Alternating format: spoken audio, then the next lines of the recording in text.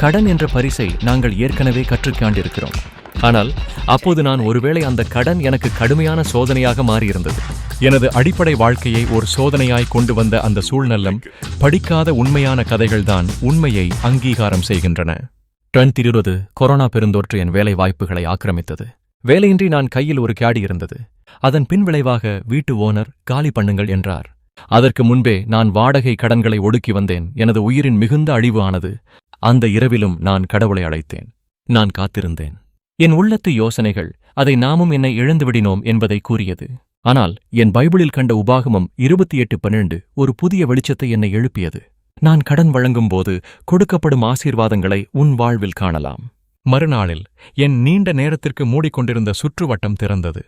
பழைய தியாழிகளுக்குத்தான் என்னை கிட்டியவை. நான் அவற்றை விற்க வேண்டுமென முடிவெடுத்தேன். என் முயற்சியின் மூலம் நாள்தோறும் வருமானம் சந்தித்த மழையில் பின்னணியாயானது. முதல் நாள் 800 ரூபாய், அன்றைய நாள் 500 ரூபாய். 2 வாரங்களில் ஒரு சிறிய கடை வைத்தேன். Joseph home appliances service. அது இங்கு முன்னேறு உறுதி அமைந்தது. பிஎன்எம்பேக் கடன் நிறுத்திய பிறகு 3 ஆண்டுகளில் நான் கடன் முறைகளை மீண்டும் பெற்றேன். 2026 என் கடை முன்னால் ஜோசப் ஃபைனான்ஸ் கடன் உதவி என வார்த்தைகள் வைத்துள்ளேன். நான் அனுஷ்டிக்க தகுந்த பின்வாங்கைகள் அனைவருக்கும் உதவி செய்கிறேன். என் கடன் கொடுத்த நாட்களில் இன்று மக்களுக்கு அழகு விளக்கங்களை கொண்டு வர நான் முயற்சிக்கிறேன். அந்த நாள் வீட்டு ஓனர் வந்து, தம்பி, பையனுக்கு ஆபரேஷன் தேவை, 2 லட்சம் உதவி வேண்டும் என்பதாக கேட்டார்.